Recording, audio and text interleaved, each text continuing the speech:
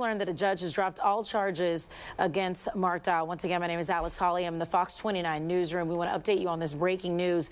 And of course, Officer Mark Dial was the officer arrested for shooting and killing a man, Eddie Irizarry, for sitting in his car. Mark Dial was previously charged with first-degree murder in the deadly traffic stop shooting of 27-year-old Irizarry. And this happened back on August 14th. But a short time ago, a judge dismissed those charges. So we want to bring in our Jeff Coles in the courtroom when this happened, and you are live outside the Criminal Justice Center. Many people, their first response is, why? What did the judge say? Well, the judge's name is Wendy Pugh. She is a judge of the municipal court in Philadelphia. What was going on this morning is what is called, in essence, a preliminary hearing where both the prosecution and the defense have to make their cases. One, the prosecution obviously to make their case to hold the charges. The defense argues against it. As you said, Mark Dial, 27 years old, 5 years on the force, was charged with murder 1, murder 3, aggravated assault, simple assault, and other charges in the killing of Eddie Irizarry back on August 14th as he sat behind the steering wheel of his car.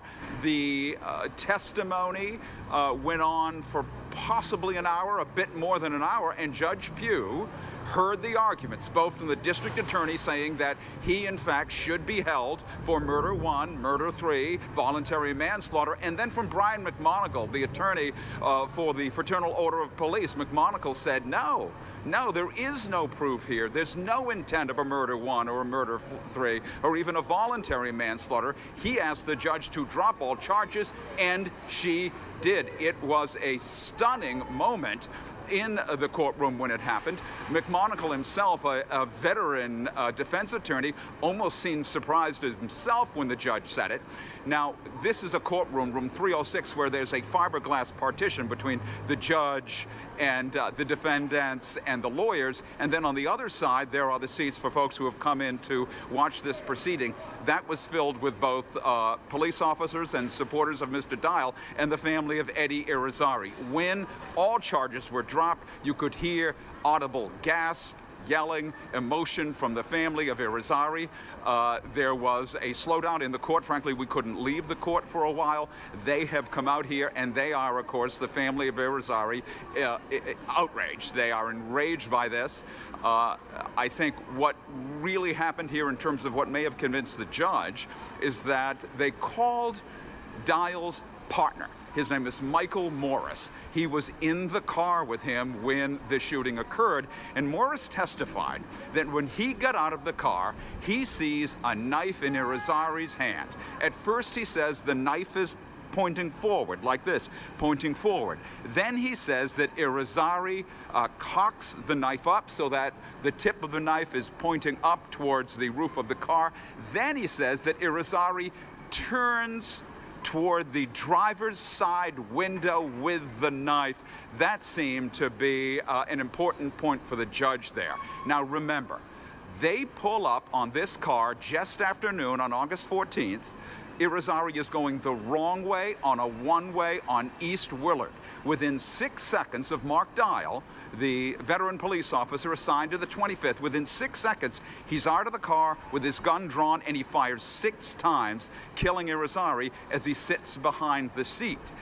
But the defense in this case said he had no intent. He had no malice. He did not mean to kill the man. What he thought was that he was threatened. He believed that Irizarry had a weapon. He apparently believed that Irizarry had not a knife but a gun, and that's why he fired on him. The district attorney who brought these charges obviously has something to say. You're going to hear now from the assistant district attorney who made much of the failing arguments in the courtroom earlier. We're going to hear from her now with the caveat they say they will appeal this ruling by the end of the day today. Let's listen. We do not agree with the judge's decision today to dismiss all the charges. We will file an appeal of this decision before the end of the day today. There it is. So they say they will file by the end of the day today. Even they, it seems to me, certainly seemed stunned by what this decision was. So once again, Wendy Pugh, a judge of the municipal court here in the city of Philadelphia, heard testimony today from Michael Morris, the partner of Officer Dial, accused in the shooting here.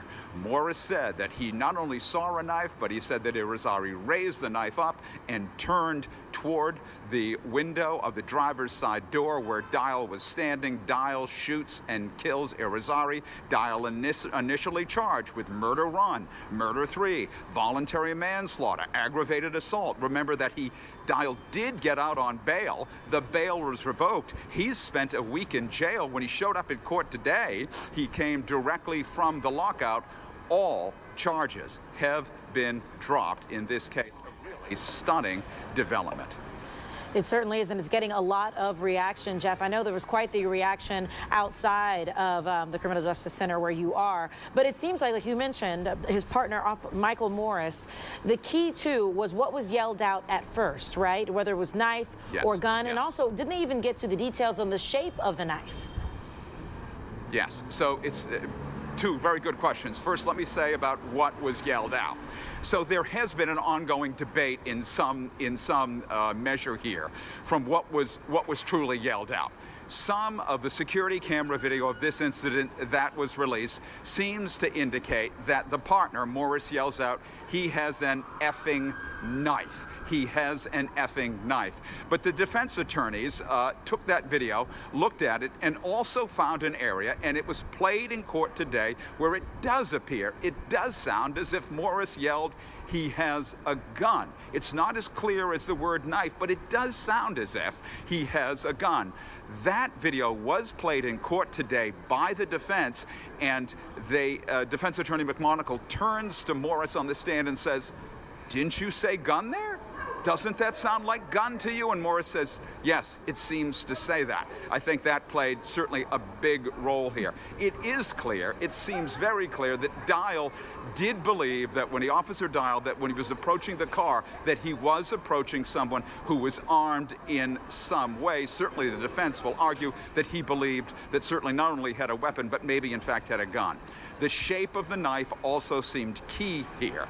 There were two knives in the car. First, there was what looked to be a straight-up kitchen knife, black handle, straight. But then there was a serrated knife that had a handle on it, and the handle was bent. And the defense argued that the way that handle was bent, you could easily look at that and make the assumption or believe that somehow it was in fact a gun, that possibly it looked like a gun. There were pictures of it. Morris was shown the picture as well, and that seemed to play a big role here.